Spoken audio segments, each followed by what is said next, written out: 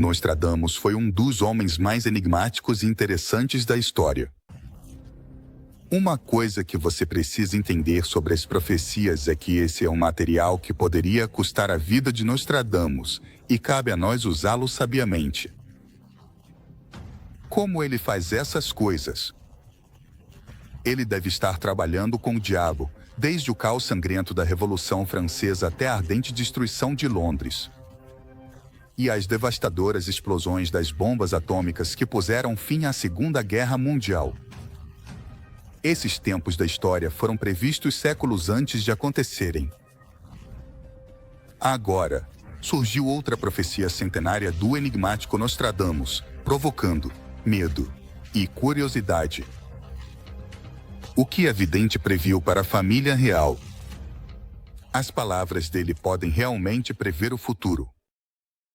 Junte-se a nós em uma jornada emocionante enquanto descobrimos a arrepiante profecia de Nostradamus que deixou todo mundo em suspense. Número 1. Quem é Nostradamus? Nos primeiros anos do século XVI, na pitoresca cidade de Saint-Rémy-de-Provence, nasceu uma criança de Jean de Nostradamus, um notário, e Rainier, neta de um respeitado médico. Esse menino, Michel de Nostradamus, cresceria para ser conhecido no mundo como Nostradamus. Um nome que ressoou, através dos séculos, com um ar de mistério e assombro profético. Os primeiros anos de Michel foram cheios da vitalidade de uma família numerosa. Sendo um dos, pelo menos 9 irmãos, sua curiosidade e intelecto brilharam desde cedo e, aos 14 anos, ele embarcou em uma jornada acadêmica na Universidade de Avignon. No entanto, a implacável peste que assolou a região forçou a universidade a fechar suas portas, interrompendo abruptamente sua educação formal. Sem se abalar, o jovem Michel vagou pelo campo durante 8 anos, mergulhando no estudo de remédios à base de ervas. Sua jornada, através de campos e florestas, conhecendo curandeiros e pessoas, alimentou uma profunda compreensão das medicinas da natureza.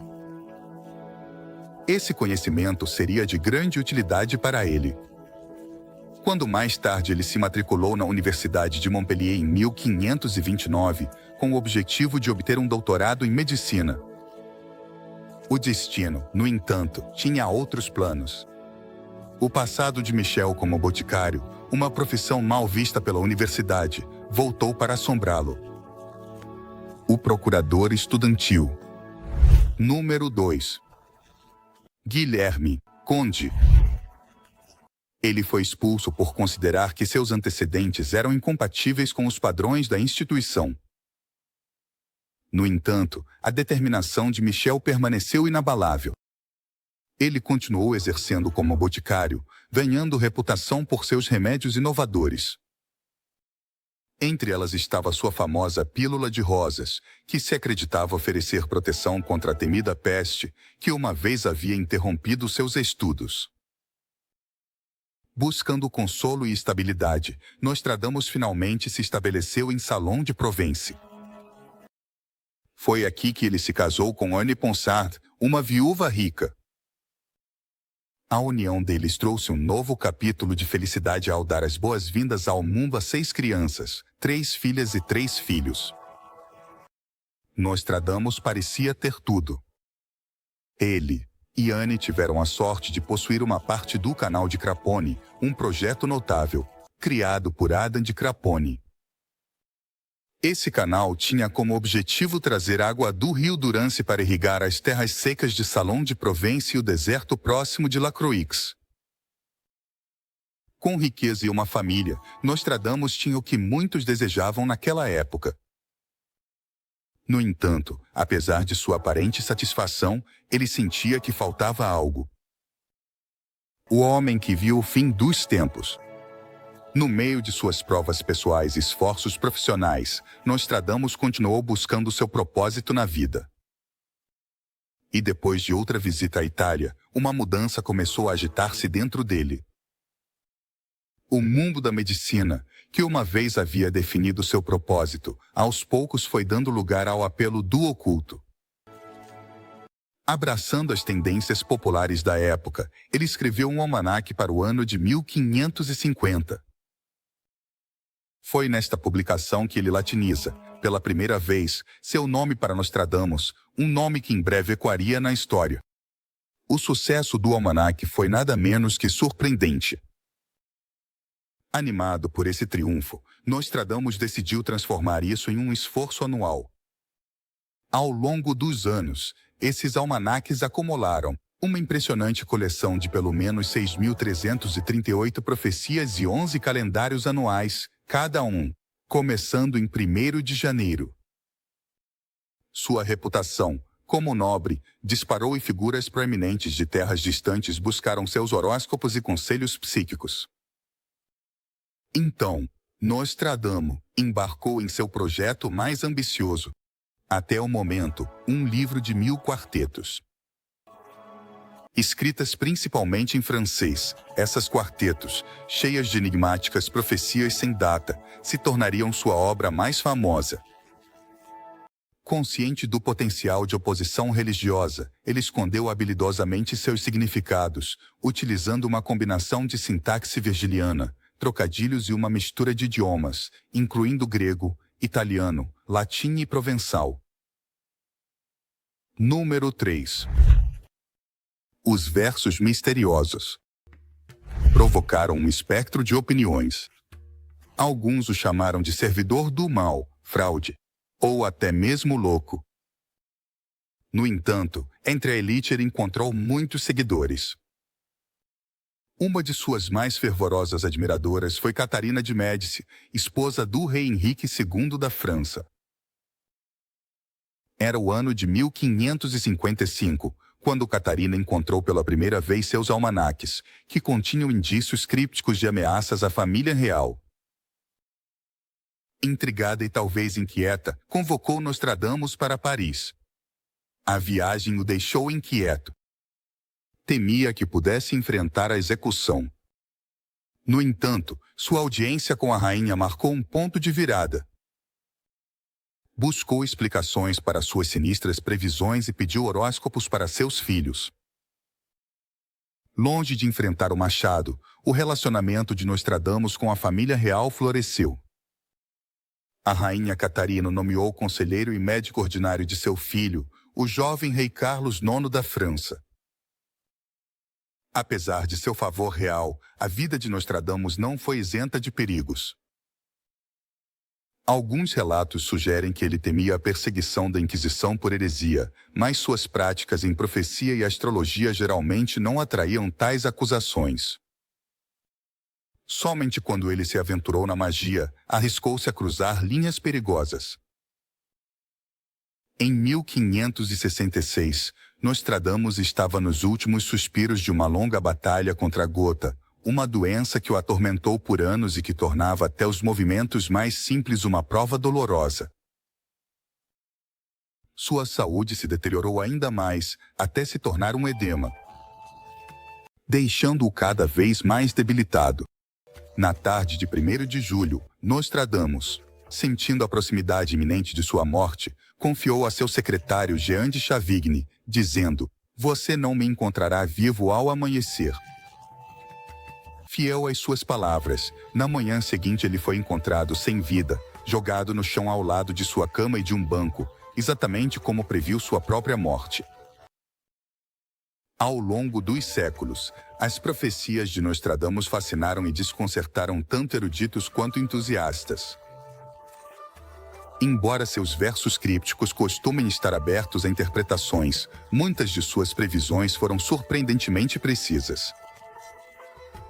Problemas no palácio surgiram apenas 20 meses depois de subir ao trono, após o falecimento da rainha Isabel, em 2022. O rei Carlos pode estar prestes a deixar o trono depois de ser diagnosticado com câncer de próstata. Os detalhes específicos de sua condição estavam envoltos em um véu de segredo real, mas a revelação desencadeou uma tempestade de preocupação e especulação entre o público e os especialistas. O autor britânico Mário Reina, um especialista nas enigmáticas profecias de Nostradamus, desenterrou uma previsão particularmente sinistra dos escritos do vidente. Essa profecia, que coincidia inquietantemente com o diagnóstico do rei, sugeria que o governo do rei Carlos poderia ter sido interrompido. Os versos de Nostradamus insinuavam a queda do monarca, aludindo a uma possível abdicação ou destituição do trono. Número 5. O afastamento do príncipe Harry das normas reais tradicionais, incluindo casar-se fora da família real, gerou uma grande controvérsia na mídia e tensionou a relação com sua família, especialmente com seu pai. Ao saber do diagnóstico de câncer de Carlos, o príncipe Harry voou apressadamente para o país em um avião particular para ficar ao lado do pai. Esse retorno repentino traz algo de peso à previsão de Nostradamus sobre alguém com características pouco convencionais assumindo o lugar de Carlos. O autor, Mário Reina, interpretou essa previsão como um indício da surpreendente possibilidade de que o príncipe Harry governe no futuro, embora atualmente isso seja pouco provável. Esse misterioso prognóstico real provocou diversas interpretações entre diferentes grupos.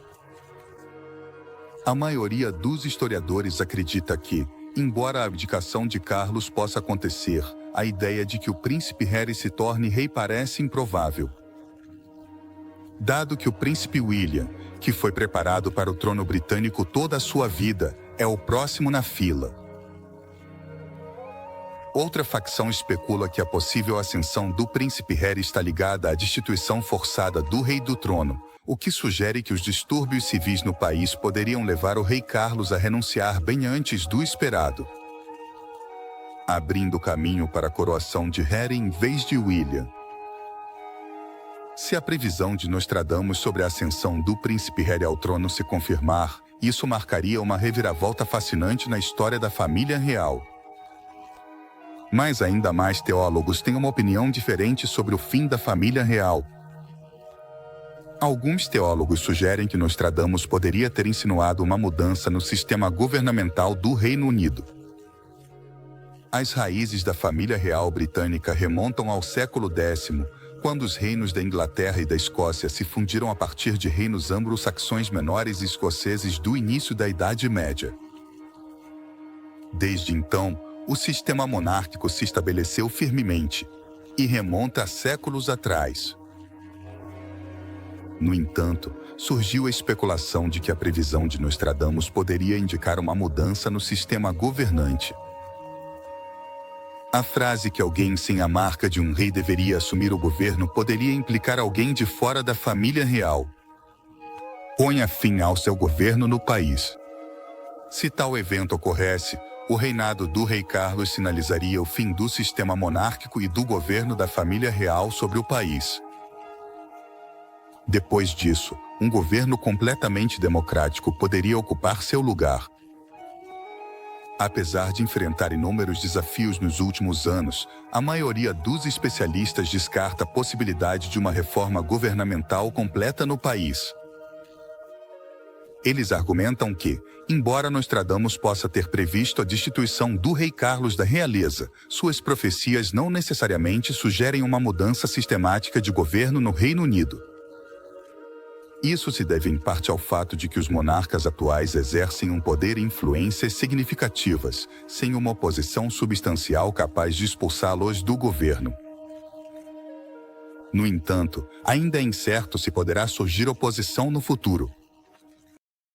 Somente o tempo dirá se o rei Carlos será o último monarca do Reino Unido ou se haverá mais. Número 6. A Revolução Francesa.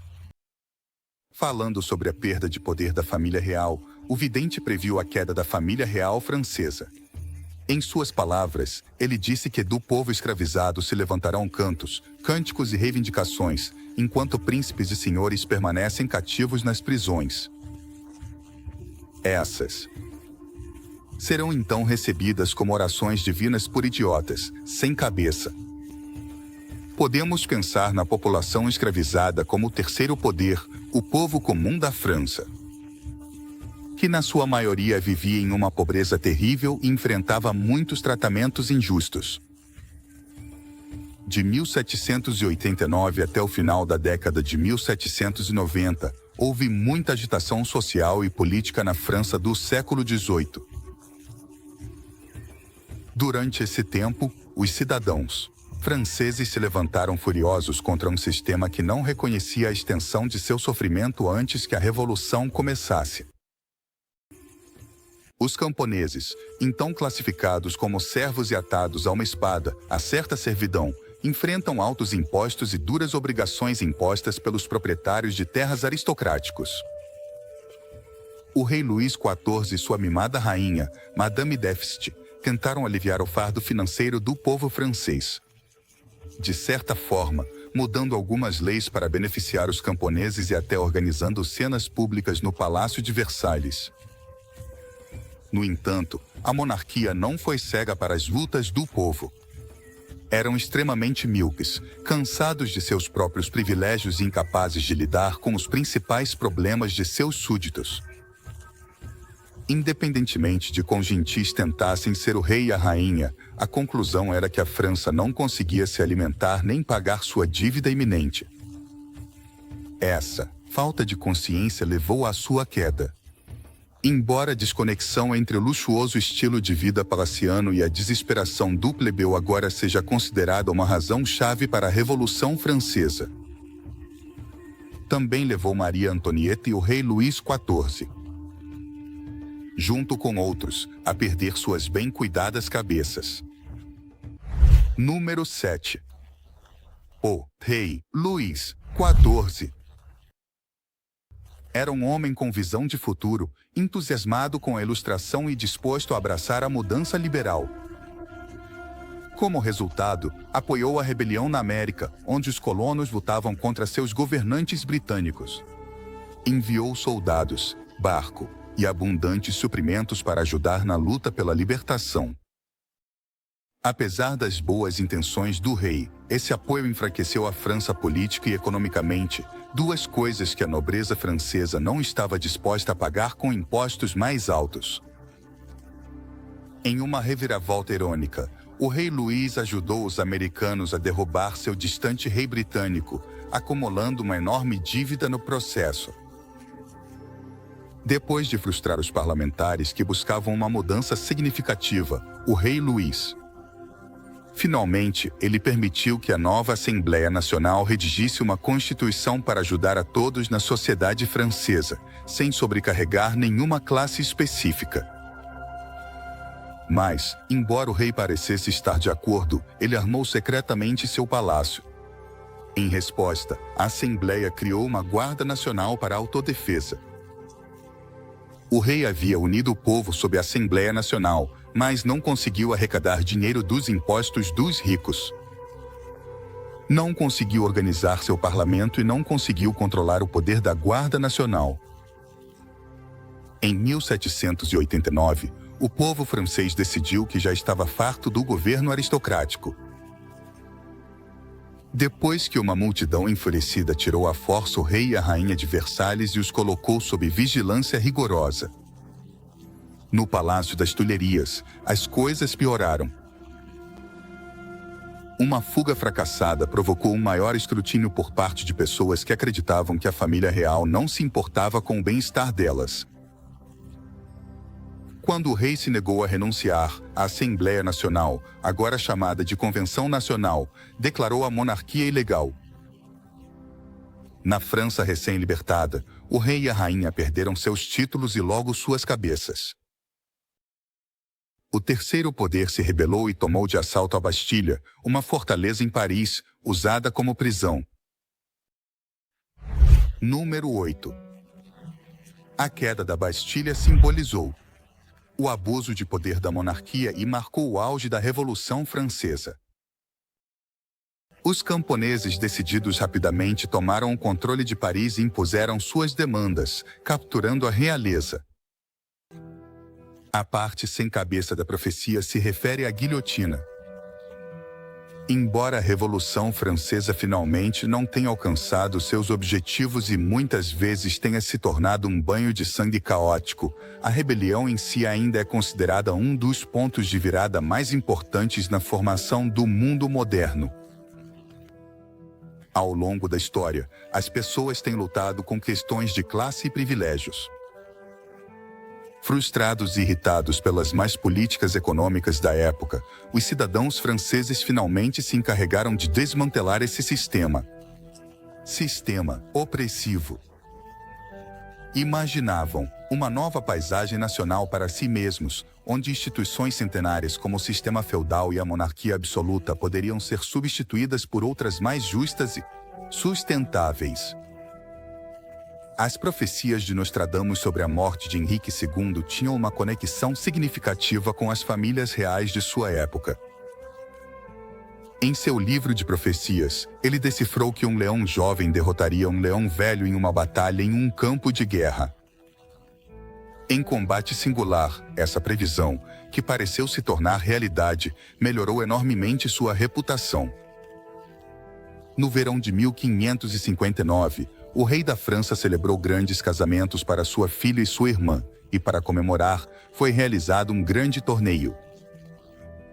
O rei Henrique II, querendo mostrar suas habilidades como guerreiro, desafiou o renomado conde de Montgomery para um combate singular durante sua justa com lanças sem ponta. Número 9. A lança de Montgomery. Se quebrou e a ponta afiada atravessou a fenda do capacete de Henrique II e perfurou seu olho. Depois de 10 dias de dor insuportável, Harry morreu. Todo, incluindo Montgomery, que teve a má sorte de ter matado o rei, deram crédito a Nostradamus por ter previsto o evento. Apesar da ambiguidade da profecia, se arrancarão os olhos em uma jaula de ouro. 2 frotas venceram. Depois, ele sofre uma morte cruel. A profecia contém detalhes interessantes. O leão jovem, um leão velho. Ambos tinham escudos adornados com leões. O conde Montgomery, mais jovem que o rei, se encaixava na descrição do jovem leão. Embora seja possível que o torneio não se qualifique estritamente como um campo de guerra, ele aconteceu no Campo de Marte em Paris, que significa campo de guerra, fazendo referência direta ao local.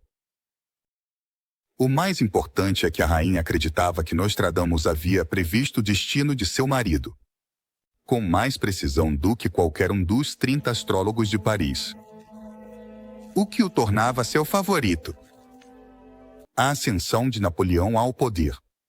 Nostradamus não apenas previu a morte de um rei, mas também a ascensão de outro homem poderoso.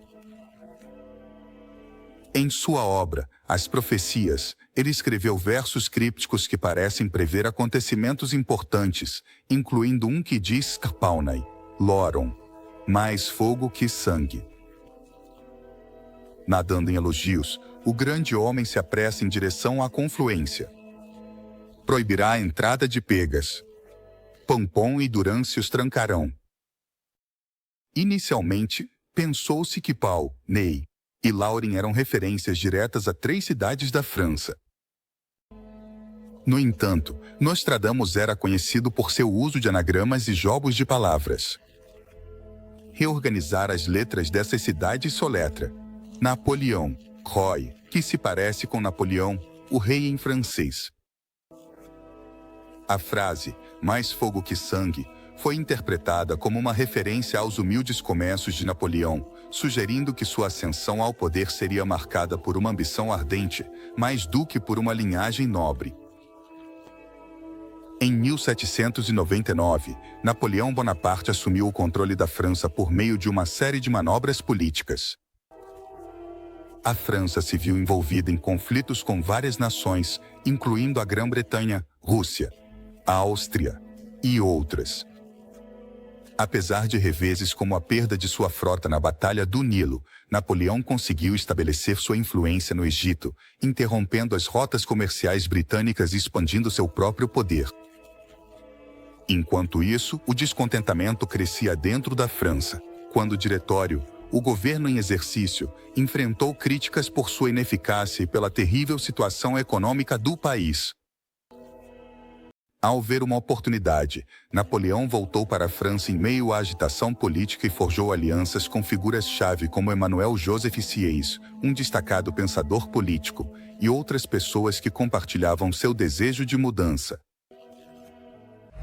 Número 10. As forças de Napoleão garantiram lugares-chave e pressionaram os órgãos legislativos para que dissolvessem o diretório. Em seu lugar, formou-se um novo governo, com Napoleão colocado como um dos 3 cônsules. O golpe de Napoleão dentro de um golpe solidifica seu controle do poder, abrindo caminho para uma maior consolidação da autoridade. Apesar de sua colaboração inicial com Cais, Napoleão manobrou para afirmar seu domínio e, finalmente, se posicionou como o líder de fato da França. A referência a negar a entrada às gralhas se alinha com as ações de Napoleão contra 2 papas sucessivos, Pio VI e VII, que ele deteve durante seu reinado. Esses acontecimentos, aparentemente preditos por Nostradamus séculos antes, mostraram quão poderoso ele realmente era como vidente. Outras profecias impactantes de Nostradamus. Além de suas previsões sobre política e realeza, Nostradamus também previu alguns acontecimentos tristes que se tornaram realidade em nosso tempo. Uma dessas profecias é sobre a bomba atômica. Em seu livro, ele, O Dardo Celestial, ampliou seu percurso. Morte ao falar, um grande feito, a nação orgulhosa batida pela pedra da árvore. Os rumores sobre um humano monstruoso trazem consigo a purga e depois a expiação. Muitos anos depois, em agosto de 1952, os Estados Unidos lançaram 2 enormes bombas sobre o Japão, em Hiroshima e Nagasaki. Essas bombas eram diferentes de tudo que se tinha visto antes e causaram uma imensa destruição. Alguns dizem que esse evento marcou o fim da Primeira Guerra Mundial. 2 pessoas que sobreviveram às explosões sofreram doenças graves por radiação e muitas morreram.